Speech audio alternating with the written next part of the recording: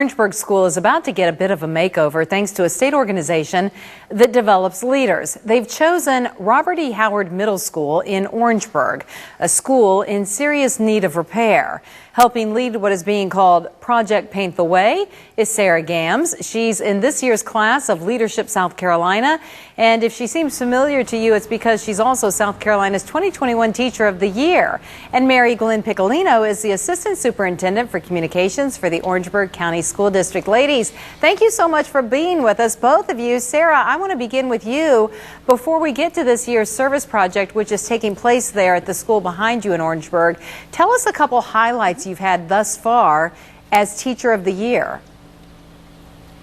Well, it has been a great joy and honor to be able to travel the state and see all different types of classrooms here in South Carolina. Virtual, hybrid, face-to-face, socially distanced. Our teachers and students and administrators are rocking it out every single day. Our teachers have learned new ways to teach, and they have taught our students new ways to learn. And so there's a lot of learning and growing and innovation, and I've just been so impressed with the courage of the students, the perseverance of the teachers, and the way the community is coming together to make sure that education in South Carolina is still top-notch. Sarah, great. And you are part of this group, Leadership South Carolina, and you and the other participants voted to help raise money for several of the maintenance needs at Robert E. Howard Middle School. And Mary, I want to ask you this question. What are some of the needs there, since you're part of that district, and why, when Leadership South Carolina came to you, having picked this school, I can only imagine what joy you had knowing they've chosen one of the schools in your district. Absolutely, Dondi. That's exactly how we felt and still feel about this project. We're here at Robert E. Howard Middle School today. It is in need of interior painting, but not unlike a number of schools throughout the state who have those school facility funding needs, particularly those in more rural or economically disadvantaged communities. We are certainly grateful for the help of SC leadership. We're also stretching limited available funds for school facilities through grants, as well as energy performance contracting that we'll be announcing very soon in our school district. We're grateful for their help on this project, but also grateful for the advocacy that they have for South Carolina schools, as well as the need that they're sharing and awareness that they're bringing to a critical issue for South Carolina schools, which is school facility funding. That's right. We do know. Go ahead, Sarah. Well, I was just going to say what Leadership SC has learned is that South Carolina funding for education hasn't changed substantially since 1977, and that there are different pots of money from the federal and the state, but those monies are earmarked for specific programs like Title I. And since Act 388 was passed, where, property homeowners no longer pay taxes to support schools, many districts are struggling getting those local funds for maintenance of buildings and for capital projects. So it's a statewide issue that stems from funding and how we fund our schools, and that's what Leadership SC has found in our research. And we chose Robert E. Howard because it is a school full of inspiring teachers, talented students, and everyone is working really hard, and we're hopeful we can help them in any way we can, because we believe the education of our students is a community responsibility, and the community is rallying to pull it together to paint Robert E. Howard. So how is Leadership South Carolina going to make Project Paint the Way work? Talk about the money and the labor that will be needed specifically.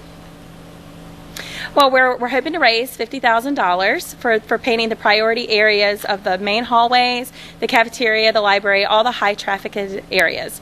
And we're working with local vendors and with the districts to determine a construction company to do it professionally. And then once we make those decisions, we're hoping to have all the work done by August before the kids come back in the room. Of course, if we can raise more money, we will extend the scope of the work. Right now, the work includes like the cove base that will replace and repair, and then the painting of the walls in the prominent areas in the school. We'd love to do the whole school. We just got to get the funding to do it. Sure. And in addition to fixing up the school, you're also creating a clothes closet. So describe what that's going to be. And then, Mary, I'd like to hear from you on what the need would be for a clothes closet. Sure. So here at Robert E. Howard, there's an 85% poverty rate. So we know that some of our students and families have some basic needs that we don't want to see unfulfilled, such as clothing and shoes and socks. There's a separate project coordinator for that, but I believe that the most urgent need for that project since little feet grow so fast, is a variety of different sizes of socks and shoes for children. Good.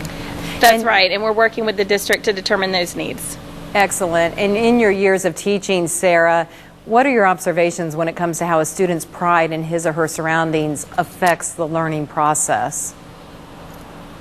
Well, as teachers, we know, we've always known that the environment inspires learning, and which is why for many years the state has granted us $275 as classroom teachers to help buy those basic classroom needs, and why teachers often spend so much of their own money decorating the classrooms, and why we spend so much of our time arranging the desk in groups for collaborative learning and for strategic classroom setup for creative thinking. So we know as teachers that it does directly impact.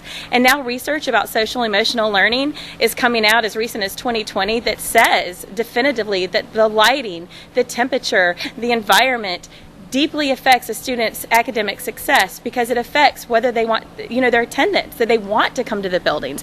It affects their motivation to learn. And so we know there's a direct impact on the cognitive development of our students based on the learning environment that we build for them. And that's why, again, I'll say it, it's a community responsibility. We want to build the best and most beautiful and brightest schools for our students to learn and grow in. Excellent. Well, Sarah and Mary, thank you, both of you.